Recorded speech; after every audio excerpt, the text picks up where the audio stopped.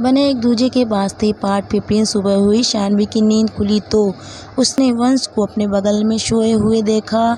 वो बस उसको देखती रह गई। उसने वंश के माथे पर हल्का सा किस किया और वो तैयार होकर बाहर आ गई। कमला भी आ चुकी थी। उसने जब शानवी को वंश के रूम से आता देखा तो वो सब समझ गई। उसने मुस्कुराते हुए शानवी से कहा, मैडम मैं आपके लिए बहुत खुश हूँ, आखिरकार आप लोग एक हो गए। ये बात सुनकर शानवी थोड़ा शर्मा गई और वो हंसते हुए बोली, थैंक यू आंटी, और कमला आंटी के गले लग गई। तभी वंश भी रूम से बाहर आया। वो उन दोनों को गले देख हल्का सा मुस्कुराया और फिर न्यूज़पेपर लेकर पढ़ने बैठ गया।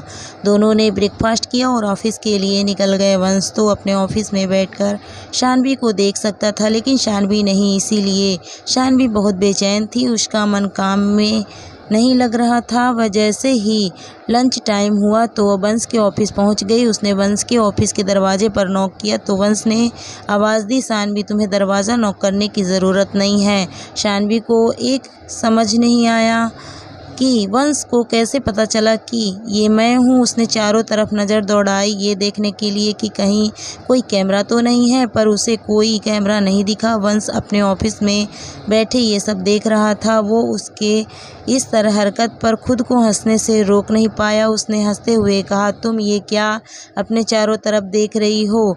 वहाँ कोई कैमरा नहीं है। शानवी फिर से चौंक गई। वो दरवाज़ा खोलकर अंदर आई तो उसे वंश ऑफिस में दिखाई नहीं दिया। उसने उसे आवाज़ दी, वंश आप कहाँ हैं? तभी वंश ने उसे पीछे से आकर उसको गले से लगा लिया तो शानवी डर से चीख उठी।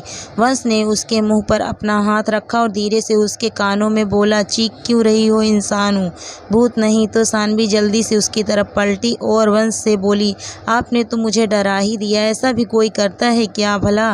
वंश ने उसको फिर अपने गले से लगाया और बोला, ठीक है अब नहीं करूँगा। क्या तुम मुझे मिस कर रही थी? शानवी ने भी छिपाया नहीं और बोली, हाँ मैं आपको मिस कर रही थी। फिर दोनों एक दूसरे को देखकर मुस्कुराए। वंश ने शानवी से कहा, आओ मैं तुमसे कुछ ज़रूरी बात करना चाहता हूँ। शानवी और वंश दोनों ऑफिस में रखे सोफे पर बैठ गए। वंश ने शानवी को एक फाइल थमाया और खुद आराम से बैठ गया। उसने केशव से लंच ऑर्डर करवाया। शानवी उस फाइल को देख रही थी और वंश शानवी के बालों में अपनी उंगलियां फेरा रहा था।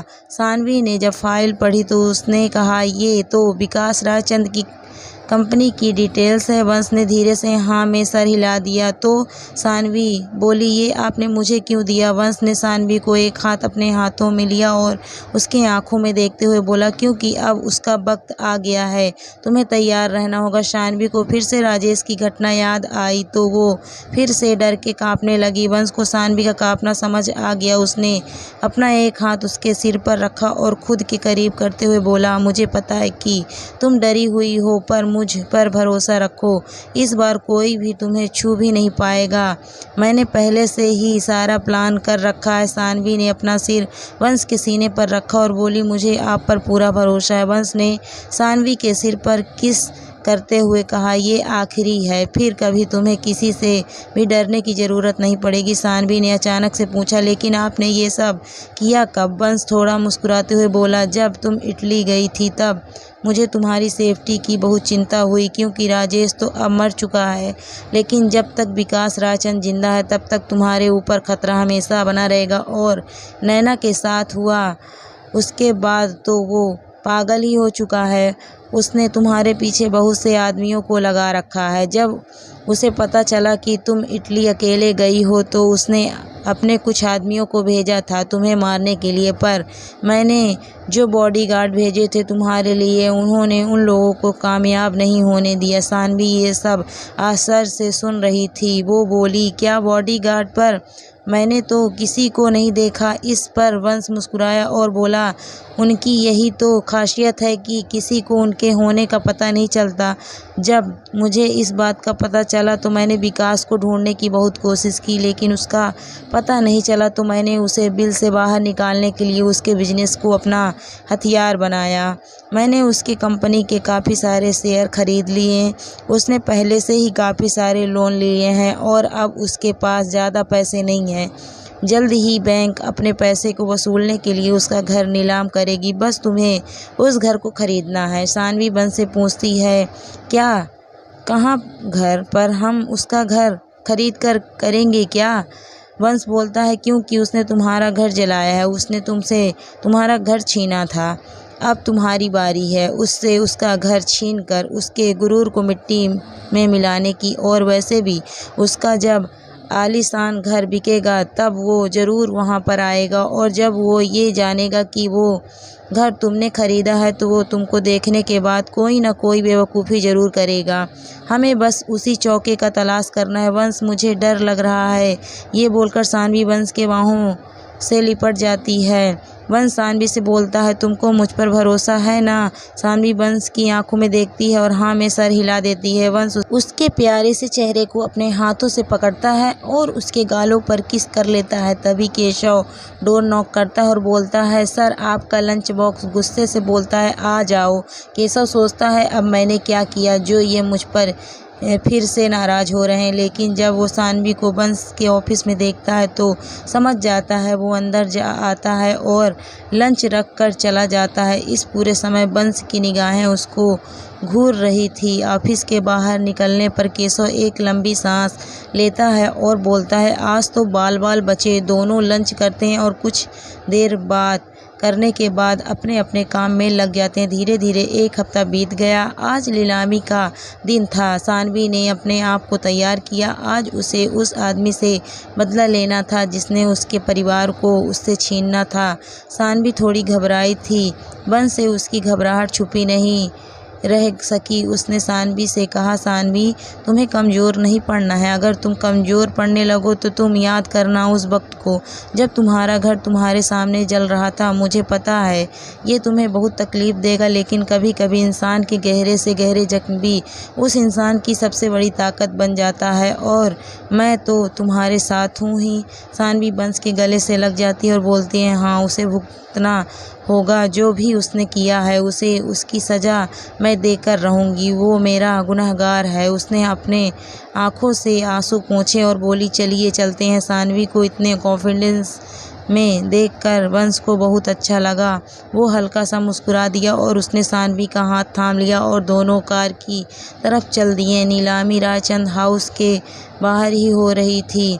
वहाँ पर पहले से ही बड़े बड़े बिजनेसमैन बैठे हुए थे। सानवी और वंश की कार वहाँ पहुंची। उसने सानवी से कहा यहाँ से अब तुम्हें अकेले ही जाना है। उसने उसे एक बॉक्स दिया और बोला ये ट्रांसमीटर है, इसे तुम अपने कपड़े में लगा लो। इससे जो भी वहाँ होगा मैं वो सब सुन सकूंगा और तुम पर अपनी पूरी नज़र रख सकूंगा। मेरे बॉडीगार्ड भी वहीं तुम्हारे आसपास रहेंगे। तुम्हें घबराने की ज़रूरत नहीं है। सानवी ने वंश की तरफ देखा तो वंश ने उसे अपने गले से लगा लिया और बोला कुछ भी हो जाए तुम्हें घबराना नहीं है, मैं हर वक्त तुम्हारे साथ हूँ। ये बोलकर वो सानवी से दूर हुआ और सानवी भी कार से निकलकर रायचंद हाउस की तरफ बढ़ी। सानवी ने आज ब्लैक कलर की ड्रेस पहन रखी थी।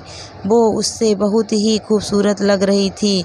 उसके कॉन्फिडेंस ने उसकी खूबसूरती में चार चांद लगा दिया था। उसने अपने बालों को खोल रखा था। उसके एक एक कदम में उसका कॉन्फिडेंस झलक रहा था। जब वो हॉल में पहुंची तो सभी उसकी तरफ अपनी नज़रों को बड़ा बड़ा कर देख रहे थे। सब एक दूसरे से कह रहे थे ये इतनी सुंदर लड़की कौन है, क्या वो भी यहाँ नीलामी में हिस्सा लेने आई है। तभी उसमें से एक आदमी ने कहा अरे ये तो वही फैशन डिज़ाइनर है ना जो अभी अभी फेमस हुई है। अरे ये तो सानवी मल्होत्रा है, वंश मल्होत्रा की बीवी। ये सुनने के बाद सब लोग सानवी को देखने लगे और बोले भाई वंश को तो बहुत छुपा रुस्तम निकला।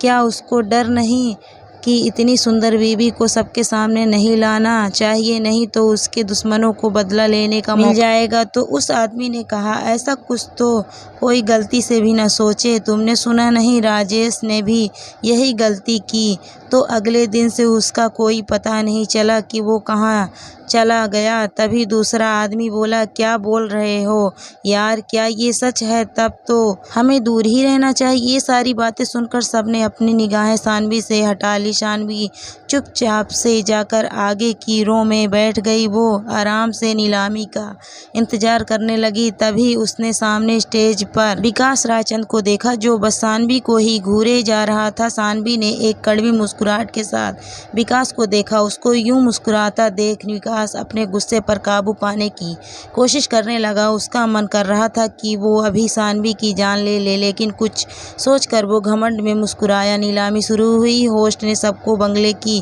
खूबियां बताई और नीलामी की प्राइज उसने 5 करोड़ रखी। सबने बढ़ चढ़कर बोली लगाई, लेकिन शानवी ने पूरे समय शांत रही। विकास भी कंफ्यूज होकर शानवी को देखे जा रहा था कि उसने सोचा कि अगर इसे खरीदना नहीं है तो ये यहाँ आई क्यों है। वैसे अच्छा ही हुआ है कि ये अकेली है। आज मैं इसको मारकर अपना बदला पूरा कर लूँगा। ये सोचकर वो मन ही मन खुश हुए जा रहा था। अब बोली 5 करोड़ से बढ़कर 10 करोड़ हो गई। अब कोई उससे ज़्यादा पैसे नहीं लगाना चाहता था। तभी शानवी बोली 11 करोड़। ये सुनकर सब शानवी की तरफ हैरानी भरी नज़रों के साथ देख रहे थे और शानवी विकास रायचंद को मुस्कुरा कर देखे जा रही थी। तभी बोली खत्म हुई और वो बंगला शानवी का हो गया। इस बात का विकास रायचंद को बहुत बुरा लगा। उसने शानवी को घूर कर देखा। होस्ट ने शानवी को स्टेज पर बुलाया और कहा कि आपको इस बंगले की चाबी इस घर के पुराने मालिक देंगे, ये उनकी गुजारिश है।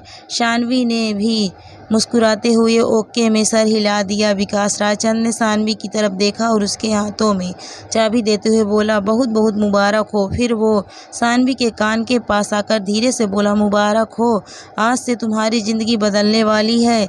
इस पर शानवी मुस्कुरा दी और बोली मुझे आप बधाई या मत दें, मैंने तो आपसे बस अपनी चीज़ें वापस ली है। और ये बोलकर वो मुस्कुराने लगी। उसके बाद को सुनकर विकास ने मुस्कुराते हुए कहा तुम्हें तो पता भी नहीं है कि तुमने आज यहाँ आकर कितनी बड़ी गलती कर दी है। ये बोलने के बाद विकास ने कुछ कागजात पर साइन किया और वहाँ से निकल गया। शानवी अपने कार की तरफ मुड़ी, लेकिन उसे कुछ लोगों ने घेर लिया और उसे खुशी खुशी बधाइयाँ देने लगे। वंश उसका अपने कार में इंतजार करने लगा, लेकिन वो वापस नहीं आई। तभी उसके पास उसके एक आदमी का कॉल आया। उसने बोला सर, मैडम किडनैप हो गई हैं।